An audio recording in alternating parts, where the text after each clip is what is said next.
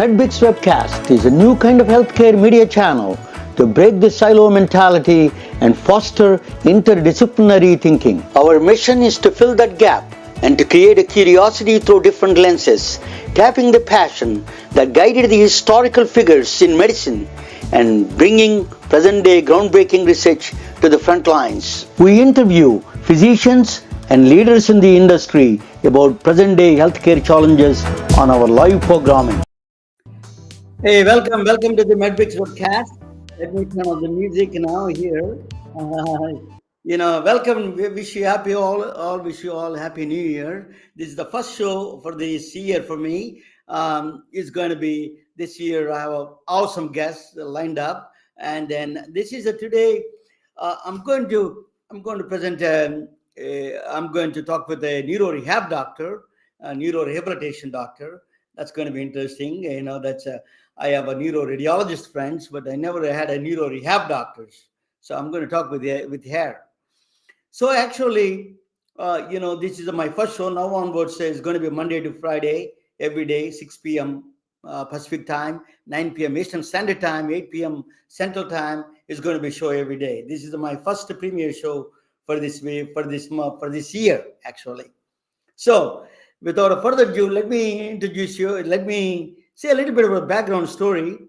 I was married to a woman from South Carolina, from a rural South Carolina, from a plantation almost. So I was going. One of your nephews wanted to drive me around, and I went. I was sitting with them. We wanted to show the rural areas of South Carolina, Low Country Road near Charleston and that area, Low Country, Georgetown. You may not know Myrtle Beach. That's area, very rural.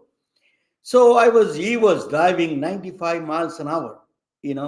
I was just sweating. I said that, what is I don't know what it is going on with him. He was driving 95 miles an hour. So, oh my God, I told him that after he stopped somewhere, I told him I'm extremely nervous and I'm sweating. He said that, don't worry, I'm very good. He said, I said that if you're good, it's fine, but it only happens only one time.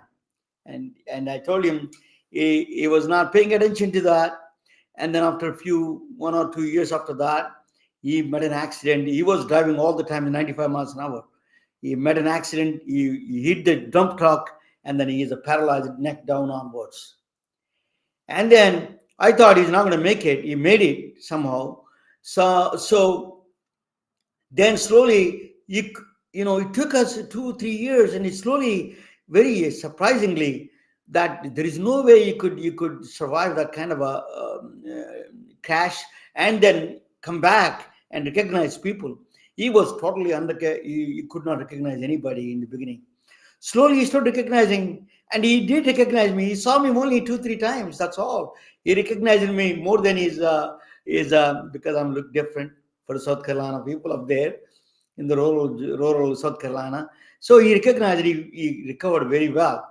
That's what I understood is neuro-rehab doctors, a lot of rehabilitation, physical therapy helped him. He's dramatically improved. Actually, he came to the last week, 2 weeks ago, he came to my daughter's wedding. It's very interesting. So he's not walking, but at least he's on wheelchair.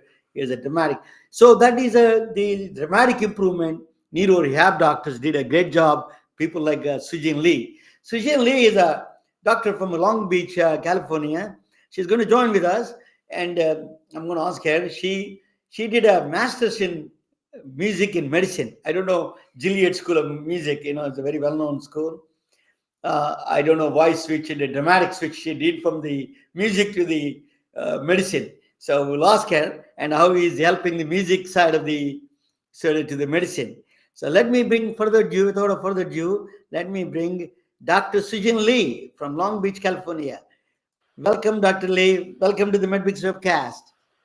Thank you so much for a great story in the beginning, and also thanks for having me on your show. I didn't know that this is the first show for this year, so it's a great honor for me to be here to share my story and share the story with a lot of people in this show. Thank you. I want give me something for your background, personal background. I said that you went to the music school.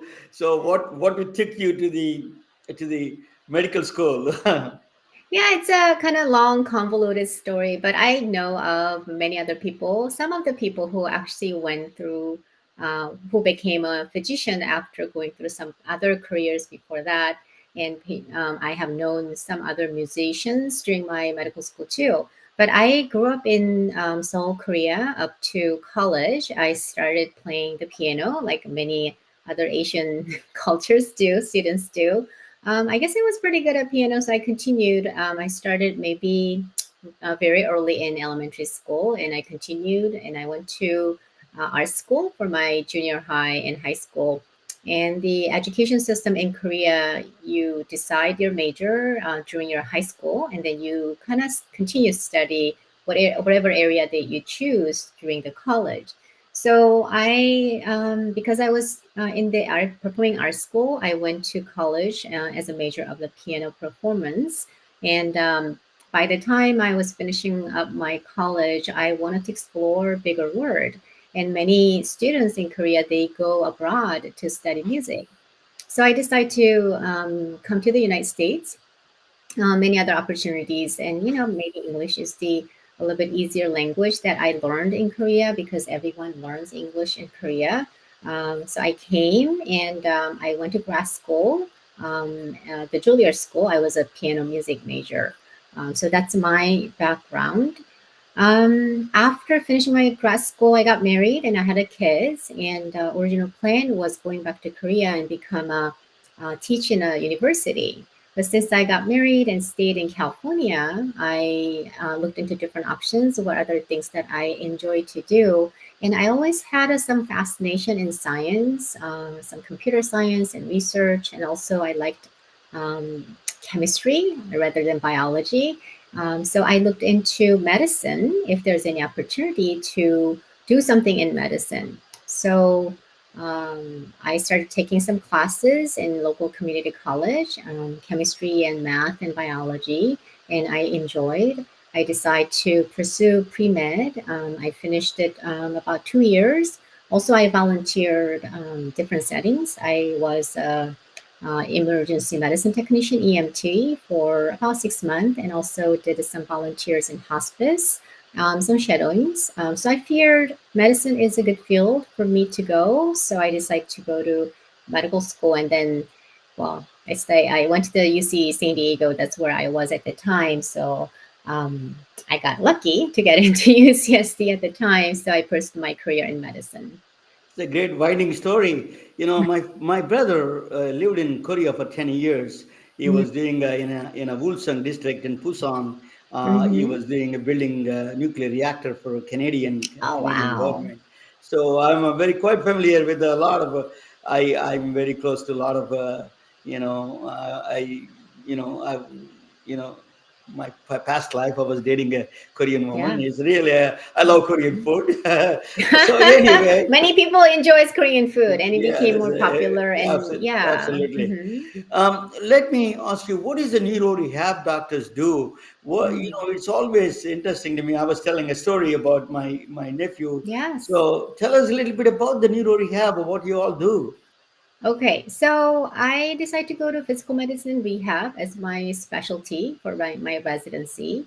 I enjoyed the medicine part of it, but I didn't want to do internal medicine or family medicine. And I also enjoy doing some procedures, and I wanted to spend more time for the people who are in recovery phase. So I did a physical medicine rehab, and first year I got interested in research in spinal cord injury, and I decided to do clinical fellowship. So after my residency, I did a spinal cord injury medicine research clinical fellowship, and I also did some research over that. So neuro rehab is, I think, if you are neurology residency, then you can go into spinal cord injury fellowship or traumatic brain injury fellowship. I think both of them are fellowship required at the time. So the people who does neuro rehab is the people who works with the patients who has neurological deficits. It could be central nerve system, which is brain and spinal cord. So if you have a brain injury, then it can be a traumatic brain injury or any kind of a brain tumor, infection, stroke. It's big on neurology side of it. My specialty is a spinal cord injury. So any kind of etiology causing spinal cord injury, and most common understanding of a general population is people are paralyzed, who is not able to walk or who's not able to use their hands freely. Those are the people that I take care of. And I'll also do some of the pediatric rehab. So there's some congenital conditions. People were born with a certain neurological deficit. Cerebral palsy is one of the one, and also spina bifida is another one. Those are the main patient population that I take care of. I do a little bit unique that I do pediatric and adult. There's very few number of rehab people who does that, but I got fortunate about I was fortunate to be able to do both pediatric and adult. So I focus on taking care of anybody who has the neurological condition causing chronic disability. And I mainly work with a acute rehab, which means right after the injury. So people with a stroke, people with a brain injury, people with a spinal cord injury, or sometimes we have a polytrauma, like a multiple trauma. They have broken legs, broken arms, transplant, and they can have a neurological deficit. We help them right after the injury, maybe a couple weeks after they finish the acute hospital course, and then I work in an acute rehab facility. And I also do outpatients, so I continue to follow them to help their recovery.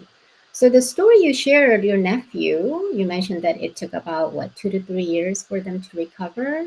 That's very typical. Sometimes people have a lot longer recovery time. To me, it feels like the recovery is a lifelong journey if the condition is severe.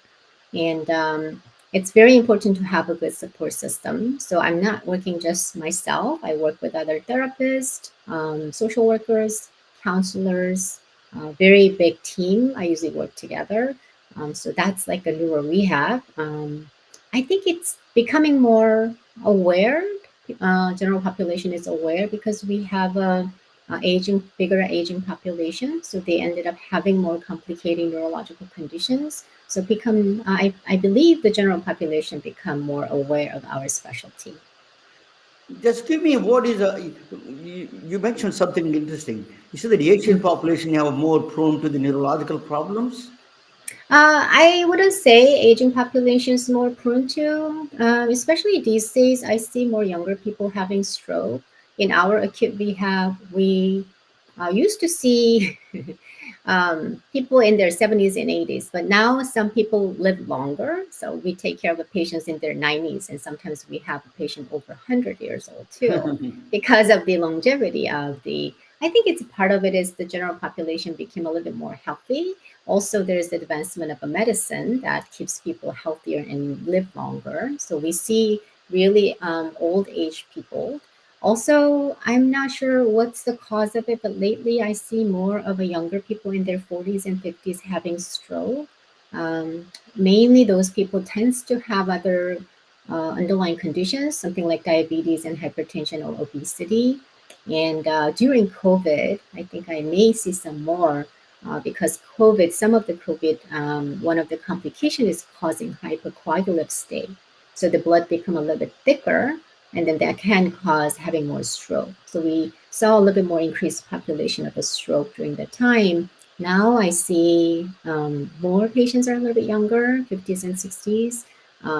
I will be interesting to see actually publication. What's the general publication actual study shows? But in my acute rehab, I feel like I see a little bit more younger patient population. You mentioned COVID. You know that a Mm, lot of long COVID. A lot of people yes, talk about brain fog. What is yes. that? Do you deal with that kind of patients? I don't particularly take care of a long COVID patient population, but I know some of my colleagues have, or they're the leaders of the long COVID care. So they come up. It's I think they consider that as a part of a brain injury.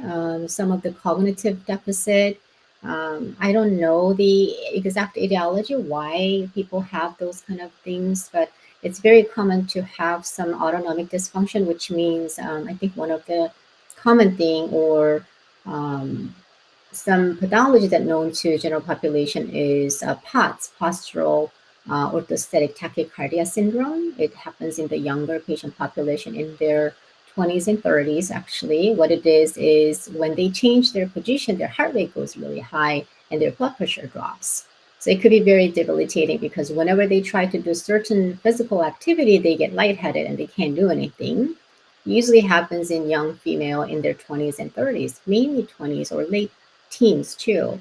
And a lot of times it takes certain testing and some equipments to test it. So many patients don't get diagnosed. They just get lightheaded, and many physicians are not able to figure out exactly what's going on. But there are good, some of the clinics actually have the equipment and experts who is able to diagnose. And also there's a nationally, I think they're building more long COVID clinics because they can have a chronic shortness of breath. Also, brain fog is another one. And I don't know the exact number statistically, but I've heard during the COVID, during active COVID infection period, they can have blood becomes a little bit thicker, so they tend to have a more blood clots in their body. That was the one of the complication from the COVID. So, Sujin, Hmm. what is involved in the neuro rehab program? What do you do exactly? Briefly, if you can give us a brief steps, what is the neuro Yes. rehab doctors do? What Yes. procedures, what process you do? Yes. So in acute rehab in adult side, we patients stay in the hospital, and then they usually stays about 1 to 2 weeks, and we are the main doctors who manage what kind of therapy they're going to get, what kind of equipments they need, what kind of nursing care, some general medical management, and also we have all the consultants available. Especially because my acute rehab is part of the bigger hospital system that has all the specialists, like a neurosurgeon, orthopedic, medical, internal medicine, and all the other specialists, nephrologists, hematologists.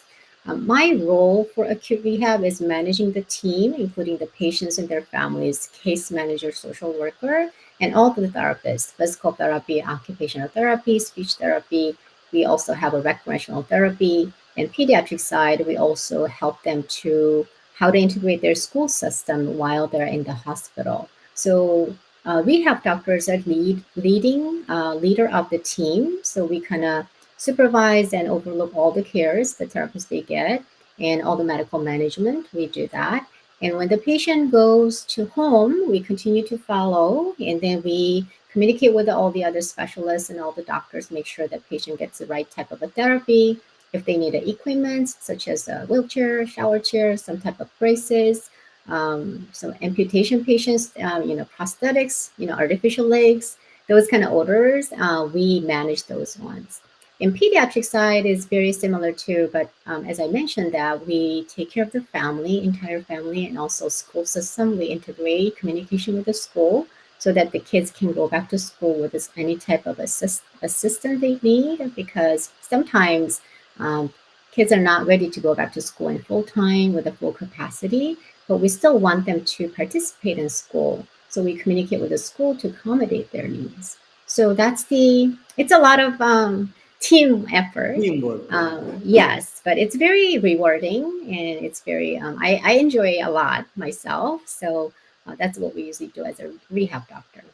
Actually, there is I don't know whether you saw this movie a long time ago came in. It's called Mhm. Awakenings by Robert De Niro. Mm. It was you probably are not even born at the time, 1980s, really. I know of the movie, but I don't think I watched the movie. So, Uh-huh. what is the mystery that all of a sudden people they take some medicine and all of a sudden they become a full aware of the self awareness come out Mhm. from nowhere? So, what is Mhm. this mystery? Do you feel that mystery of the brain sometimes? It's a very it's a mysterious brain is a mysterious organ. Do you Mhm. feel that mystery behind it? I think the our nerve system, brain and spinal cord, is an amazing organ, and it's a I see it as the God's creation. Anything in the world, I'm not religious person. I'm spiritual. There's a bigger energy and force and whatnot created us, and then the brain and spinal cord itself is a very complicating organ. But what I see when the patients have a breakthrough, so think there was a traumatic brain injury. One of the female politicians, she was in a not necessarily coma, but she was very confused for a very long time, but she had a recovery. And you sometimes hear the story of some people were in coma for 3 years, all of a sudden they wake up and they recognize the people. um, my understanding or my explanation for my patient is there's a threshold. In able-bodied people, normal people, we have a very big threshold. Let's say the brain capacity is this much. You can hold the stress about this much. And then when there's an insult or injury comes, and if it doesn't hit the bottom, it will maintain its function. And when it hits the overpass the threshold, it goes low, then brain function decreases. And the people with the impaired brain function or neurological condition, their capacity is maybe a little bit narrow, the ability to hold the stress. And what happens is, let's say this is a threshold that patient can function or people can function. When their injury causing their ability around this, they're improving here little by little. Unless that hits the threshold, it doesn't look like they're moving or they're communicating or they're awake. But my hypothesis is when they do recover, they continuously recover, but it doesn't show up on the surface. So when we look at from outside, we feel like they're still sleeping. But inside of the brain, they continue to recover. And when it hits the threshold, then we can see the patient is waking up, or their leg is moving, or their arm is moving, or they're able to communicate. That's how I explain to my patients. But I truly believe there's a threshold. When they go over that area, then it becomes functioning. And that's my hypothesis. I have seen that for many patients, and the injury is severe. It takes much longer to get to the threshold. But the injury is a little bit less, then it takes less work until they become more functioning. I never heard that explanation. Brilliant Mm. explanation. It's truly brilliant. But what still is a mystery there. There, what is that threshold you're talking about? How does it step by Yeah. step goes? If they're not anything physiologically is not changing much, what it takes to do the threshold? That's a mystery itself, right? Yeah, I think there's a lot of research in maybe some imaging, functional MRI. They may detect some kind of a changes, some energy changes or some signal changes, but it's not really presenting as a functional level or clinical significance. But you can detect some of the activity going on. I'm not aware of. I'm not into that area to follow up the research, but I think there's some research kind of some type of a testing can detect if there's a still neural activity, like nerve is still working. There definitely is a study. Even it's kind of like a seizure. I don't know if you're familiar with how they do measure if they have a seizure activity in the brain. Sometimes the seizure is not really obvious. It doesn't look like a patient is having seizure, but if you do the EEG, the electrical signal of the brain, you can detect where the seizure is coming. So I think it's kind of similar in terms of measuring the brain activity. I am sure in the future there's going to be possibility that they can detect how much of the damage is done and how much of a recovery the brain is making, even the patient is not awake yet. I wouldn't be surprised some type of a testing comes out next 5 years, 10 years. I think there's a technology being able to detect those kind of recovery, subclinical recovery. I used to sell EEG machines, and I'm Oh not. yeah. Yeah. So let me ask you another question. Is about I interviewed a doctor, Evan Yes. Alexander. Dr. Evan Mm-hmm. Alexander is a near-death experience. He talks about near-death experience. Do you have any Hmm. comment on that? Do you know anything about You it? know what? Yeah, I'm not. I don't talk about those kind of things with my patient. The patient population I see is um, either they passed this space or they never went to that space. So I'm not really familiar with. I'm curious about what he talked about, what his explanation. I hear those stories a lot, but I don't see that in my patient population, or we don't discuss those things in my clinical practice. He's a neurosurgeon. Actually, I'm Mm, going to show you one of these days. I'm yeah. going to play that. But Hmm. when I come back, I will ask you a little bit about. I'm going to present a topic on the mystery of the that is Yes. and then after the topic, I'm going to come back and ask you what is your coaching business, and then Hmm. what are you doing on the side of the side business that you're trying to create for doctors to make Yes. additional income. Let us talk Okay. about that. Let me present my topic, and you can jump in anytime. You can make a comments, anything on this one, okay? 15, 20 Okay. minutes. I'm going to present that.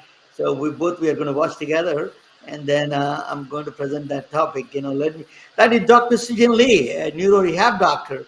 Let me bring I'm going to bring, okay. So we are both watching together. That's a neuro-rehab doctor, Dr. Sujin Lee from Long Beach, California. So, yeah, I'm going to present the topic of, the mystery equation, the equation that changes the medicine. The beginning, it is the story starts at the beginning of the universe itself, at the Big Bang itself. There were two kinds of matter was produced. We believe the two kinds of matter was produced. One is matter, and another was the antimatter. They're exactly complementary kind of things. They were equal amounts of produced, but we don't know where that antimatter is gone. We don't have that is a mystery in physics. So that mystery. So what is a matter? First, before I talk about what is an antimatter, I talk about matter first. Matter is for example, if you take a matter, hydrogen atom, it is a proton in the middle. The positively charged proton is in the middle, and they in the nucleus, and the electron goes around. That's a very simple explanation of the matter.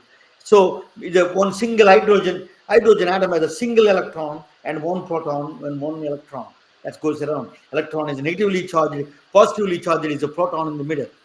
On the antimatter, other way around, it swaps the charges. The proton is the masses are still remain same. The charges are they go to the charges on the proton gets a negative charge and the electron get a positive charge. That's called a positron. That is the antimatter. So there is a antimatter there. It's like an evil twin of the things. So when the matter and antimatter get together, it's an annihilation. That if the electron and a positron, there is so matter and antimatter get together. If they meet, it's the annihilation. Then you put a gamma rays. You produce a lot of energy there. So before I do that, so actually all the bananas produce, one for 75 minutes, one positron, it emits a positron. It doesn't come out because by the time it emits, because of potassium 40 isotope, it emits a positron. It stays within the banana itself. Immediately it dissipates. Same thing with the humans. They do every hour 200 positrons because of the potassium 40 isotope.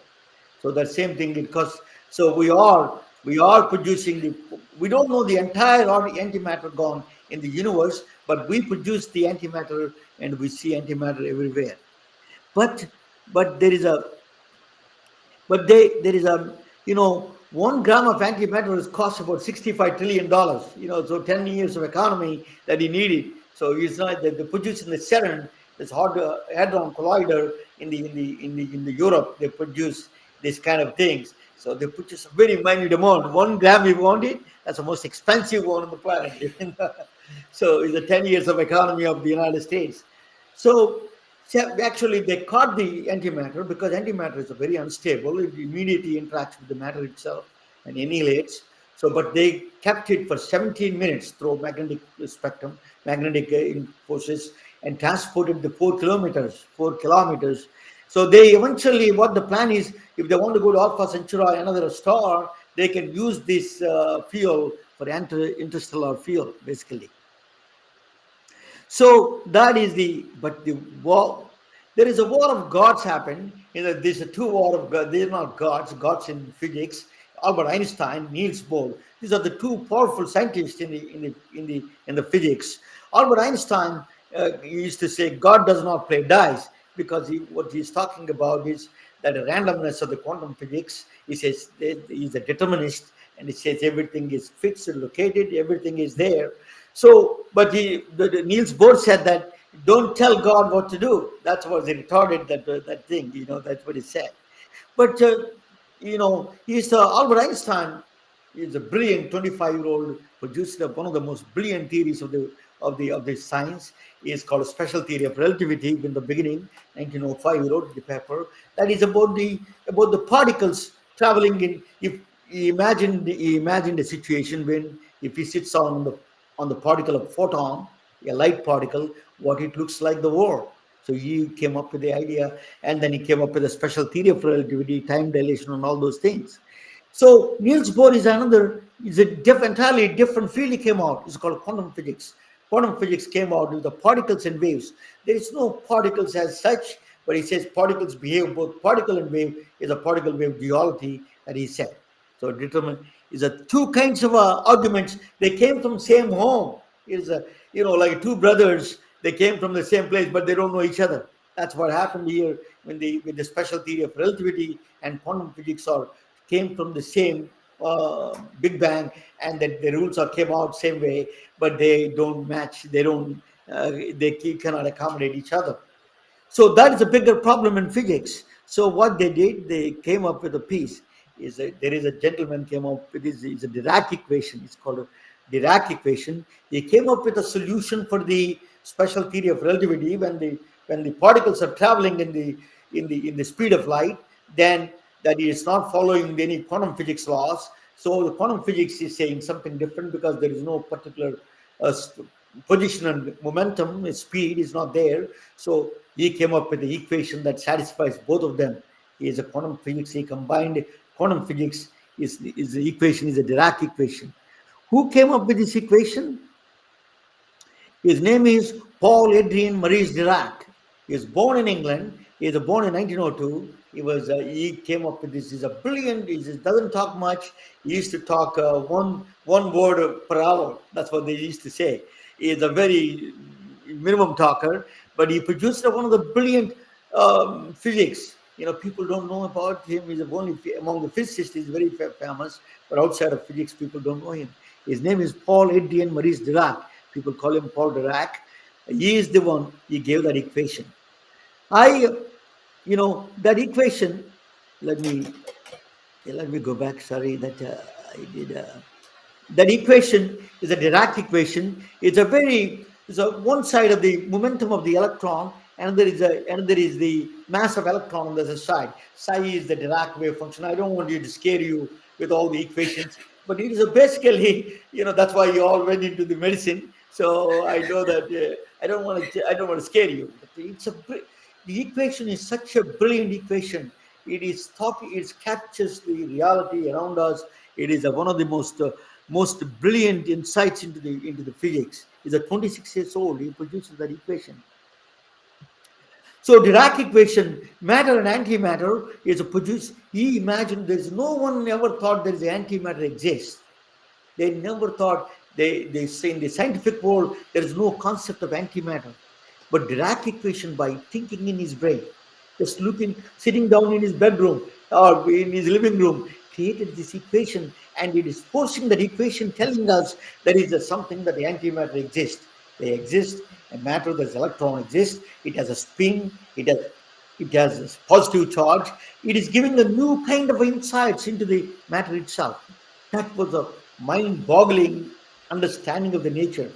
We do not have that understanding before. That was surprising. He kept it for 3 years. He thought he doesn't want to be joked around. People don't want to joke him. This is not taking him serious. A lot of people did not take him serious. After 3 years, he published his paper, but did not take him serious at the time. But something extraordinary happened. So, what is antimatter? Matter is a evil twin. The best way to explain is that if you're looking at the mirror, that is not you. It's something. If you want to avoid, don't want to meet here, because if you meet here, annihilation happens. There is another universe. If somebody looks like you, don't want to meet them, because that's dangerous. So that is what it is. A antimatter is exactly looks like you, but it's not exactly. There is They are made up of antimatter. So there is in the 1932 the Caltech Carl Henderson. So eventually nobody believed in Paul Dirac about his equations and this antimatter kind of existence. But Paul Dirac, Carl Henderson, 1932, Caltech published it. He experimentally proved there is a positive electron.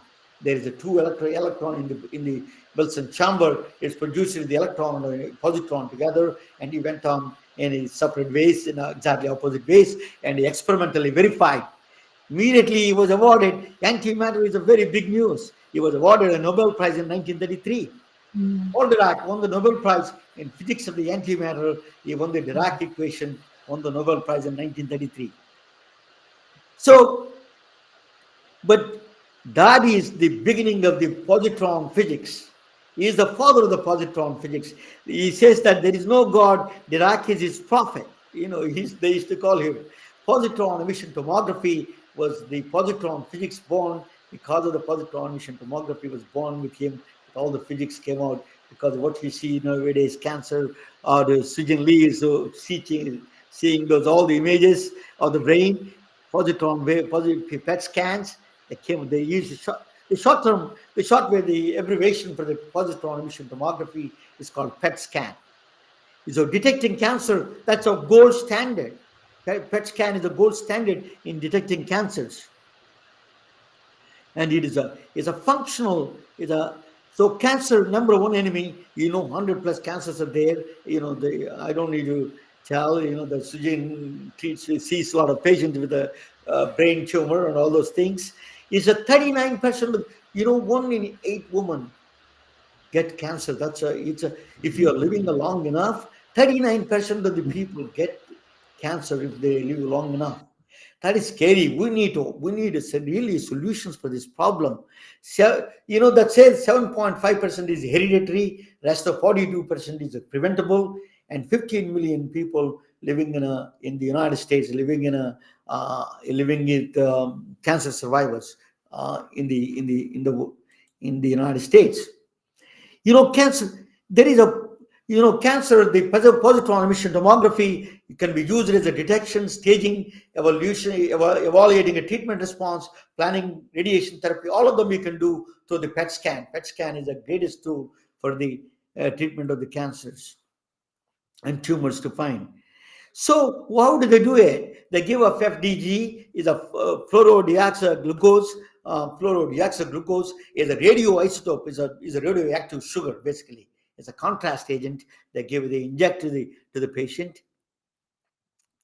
So what it does, it's basically the ticking the body is the body ticking. Just 1 second, please. I'm in the middle of something. Please come down here in 2:30, okay? Yeah, so I will reach there within 15 minutes. Okay, thank you. Come down. So sorry about that. There's an important call that I have to answer. Sorry. So, but FDG is similar to chemically is the same thing as the glucose. Okay, it's no difference. Only except they add a radio tracer, a fluorine atom, the fluorine 18, they add the isotope. That's only difference. So the body thinks it's a glucose when they give FDG. And see, so that's the reason they give FDG. It's exactly body thinks it's a glucose. So when it's glucose, what is the FDG does? It produces a positron. When it goes into the body, and then cancer attacks a lot of these it is a biofunctional, it takes a lot of glucose, and then it consumes a lot of glucose, and then immediately the positrons come out. When the positron come out, immediately it interacts with the electrons next to the neighbor, and immediately produces very powerful gamma rays, which is light waves, is the very high frequency waves produces. And then you have the detector, and the PET detector, positron emission detector. It goes there immediately. Conservation of momentum is followed, and then immediately you can tell by attenuation is how much what is a tumor is, what stage it is. You can see the functional. You can see this is a great functional. You can see the dark spots are the FDG glucose. Brain takes a lot of glucose, but that is not. I'm not a radiologist. I'm not a doctor. I can't tell you, but Sujin can tell you probably. But so that glucose in a lot of place, our body consumes a lot of glucose. But you see the dark spots are, and there are not supposed to be some places. They're not supposed to have that dark spot. There's like kidney cancer here, something kidney or liver problem there for that patient. So I don't know much about it. That's my understanding. Correct me wrong. So this is the PET scan gives you structurally low resolution and a very functionally a very high time. It gives you a movie.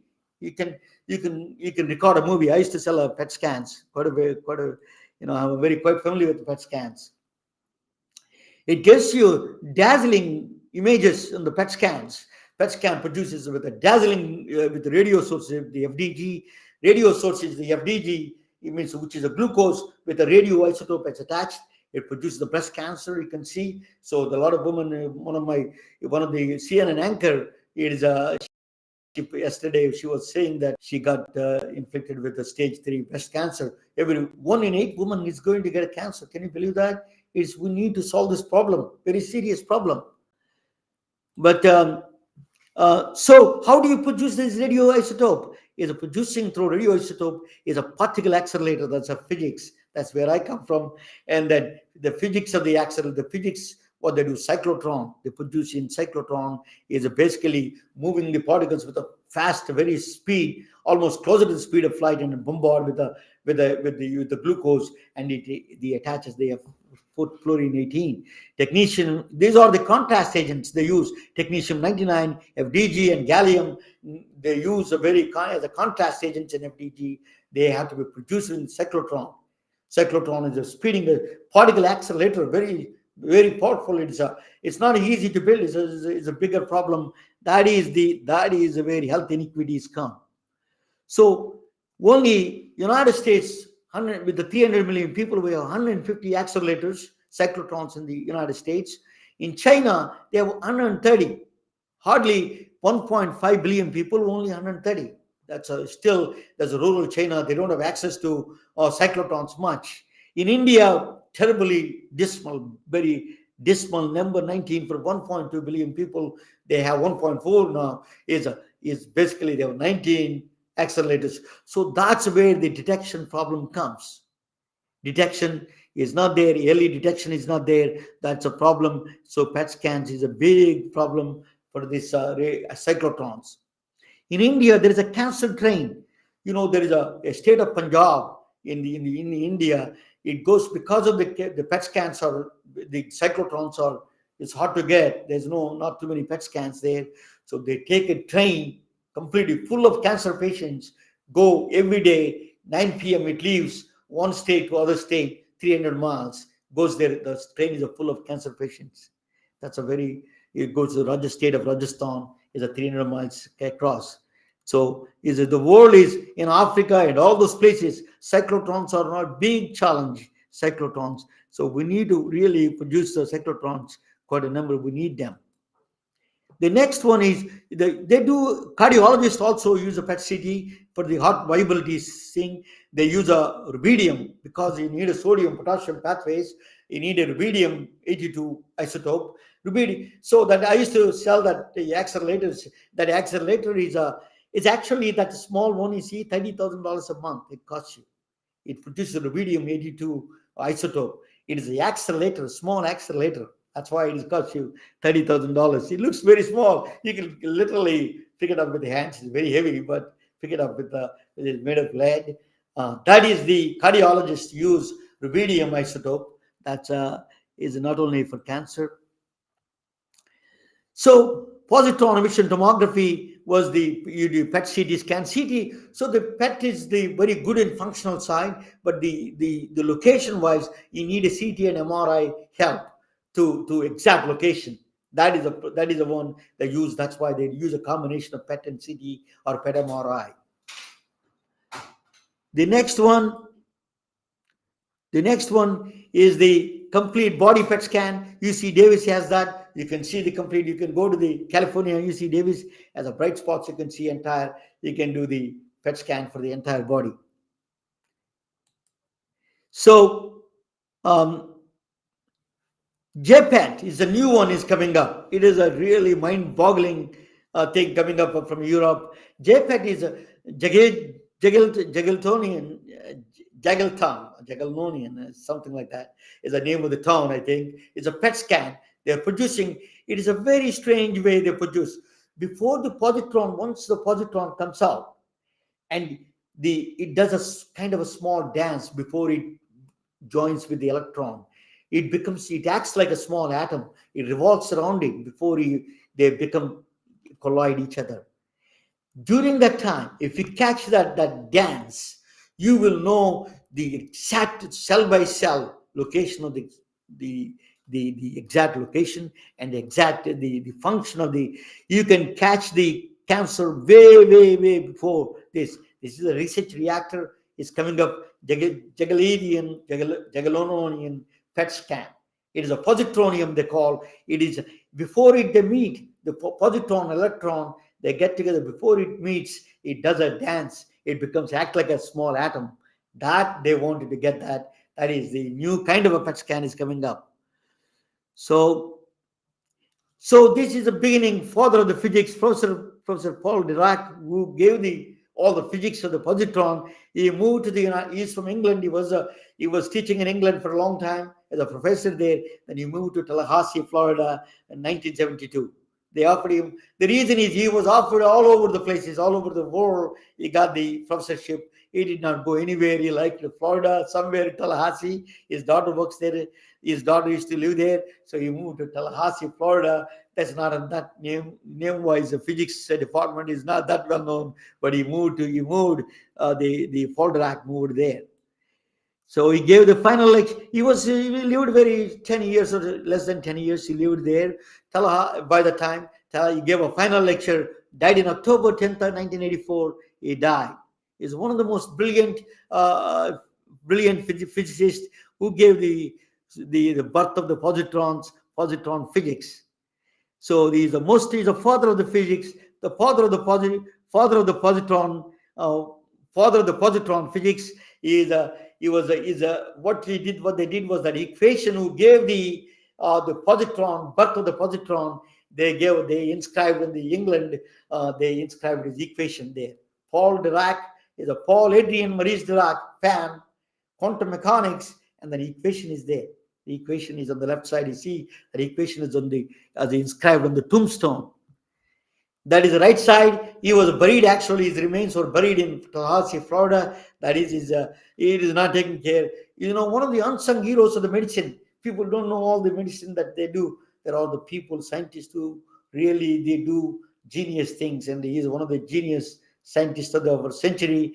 He is one of the most respected, and every cancer patient should owe a gratitude to this greatest physicist of the century, Dr. Paul Adrian Maurice Dirac. Thank you for watching, and you can buy T-shirts on my screen. And let me bring that.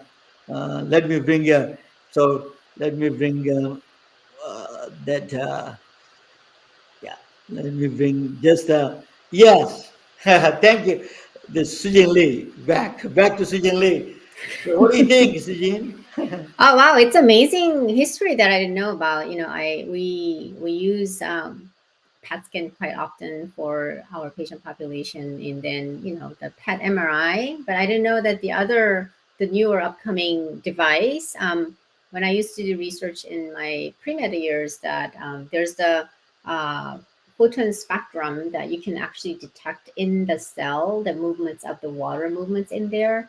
That was a research device, for not animals. It was more for non-organic chemistry research. But I think some of those technology actually coming to the medicine and then can be used in medicine. So it's amazing to see how the science develops and evolves, and some of the technology can be implemented to saving or helping human health. Yeah, it's a very informational and educational lecture. Thank you so much. It is actually from history. This is science. It's not technology is great, but science is the one who gives that technology the tools. But the That's true. technology is tools. Science is that fundamental idea of the nature has to be done in there. Yes. So, Dr. Lee, tell me about you are a physician. You did a life coaching. Why did you do the life coach certification? Why did you? How do you? What is that involved with the life coaching? So the life coaching came in. I still do. When I started a fellowship or even residency, as a resident, we teach a lot of medical students, and then during the fellow, I teach residents and other medical students. And I stayed as the academia, so I'm a faculty at one of the university.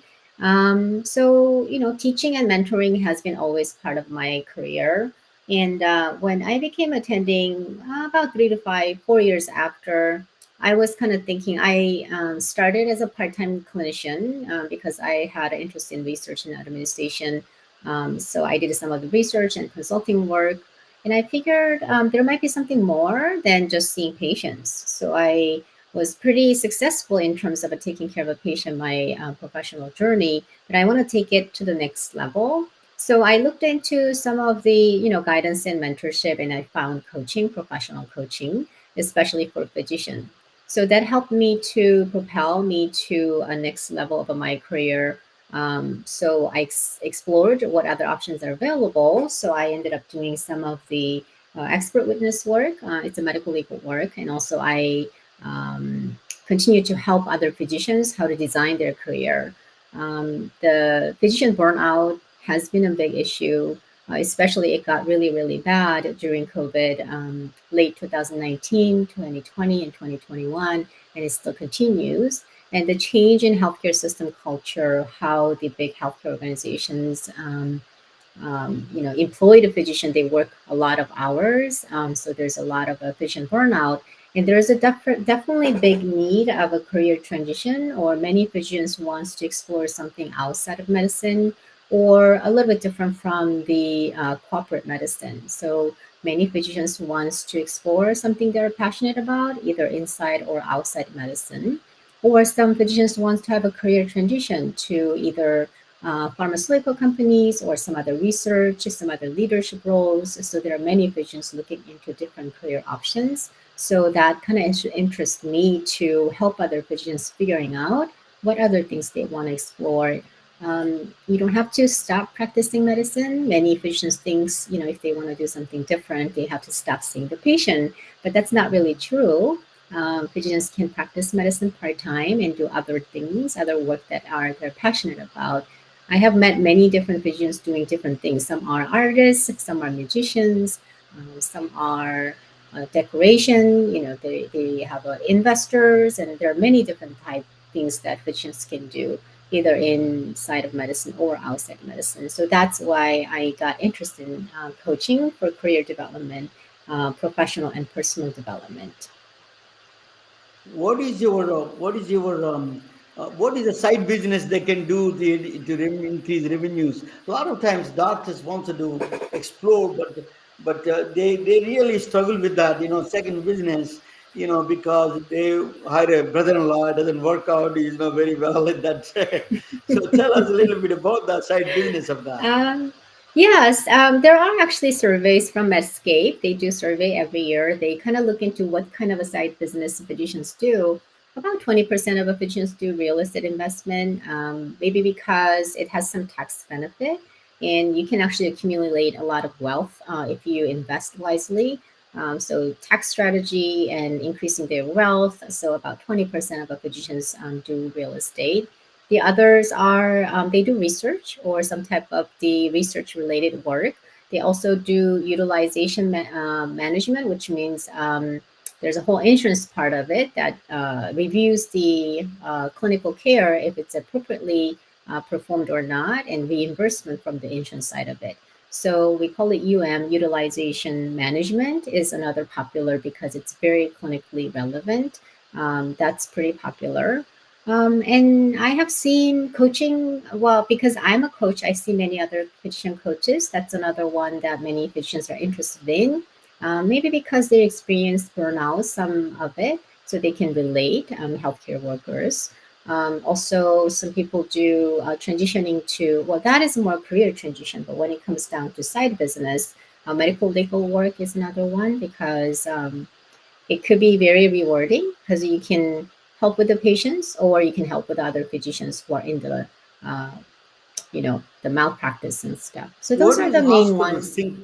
Sorry, what does Mm, hospitals think about this kind of a, because physicians are under a lot of stress because of mhm, burnout? What mhm, does the hospitals think about? Hospital management thinks about these kind of mm. things.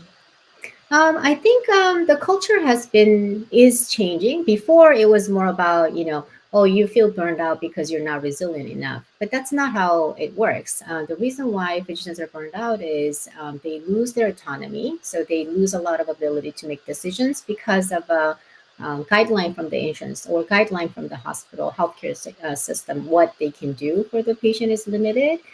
So the sense of a fulfillment is decreased, and also high demand of a work. You have to see 40 patients a day to make up your salaries or whatnot. So those are systemic problems, not just because physicians are not efficient or not they're not working hard. That's pretty opposite of what actually it is. The initial remedy they suggested was, oh, maybe physician needs a pizza party or physician needs to have a little time off, whatnot. But it was not really effective because they're not addressing the underlying etiology cause of the physician burnout. Now I think it's kind of being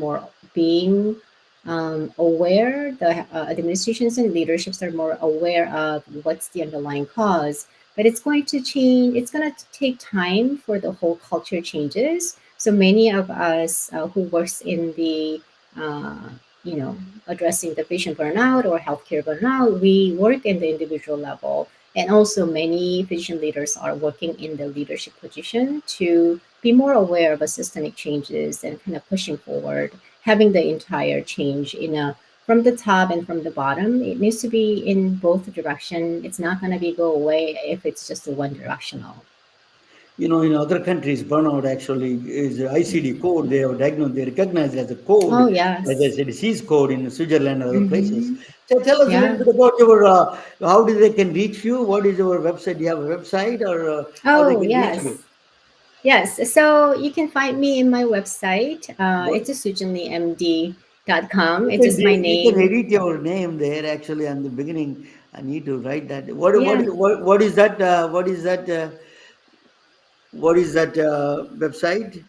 Oh, it's a sujinleemd.com. Oh, That's for my, sujinleemd.com. Okay. yeah, it's easy. It's just my name Oh and my God! Yeah, md.com. that's not Yes, e- that's that's for not a my, yeah. yes, That's that's my coaching business. And actually, I have a webinar coming up January 24th. I will talk about the mindset change, how physicians can practice medicine part time, and also how to get started with a side business. So, if you're interested, reach out to me through the LinkedIn message, and I'm also on Facebook. Those are the two platforms I am I put most our active. name there, Yes, thank sujinleemd.com. you. Exactly. Thank you so much. It's an honor and privilege to talk with you, Sujin. It is really fun talking with you. I enjoyed talking with you. Thank you so much. Thanks for having me in this year's show. Thank you. Thank you. Good night. Bye. Bye. We are retelling their stories through our patented designs that can be worn on scrubs, t-shirts, printed on conference bags, and endless other promotional materials. Daily Wear for Medicine is the first ever of its kind to create curiosity in medicine through visual art. We at MedBricks are celebrating unsung heroes of the past who made enormous contributions to the field of medicine through our unique campaign called Daily Wear for Medicine. You can wear it, carry it, and give it.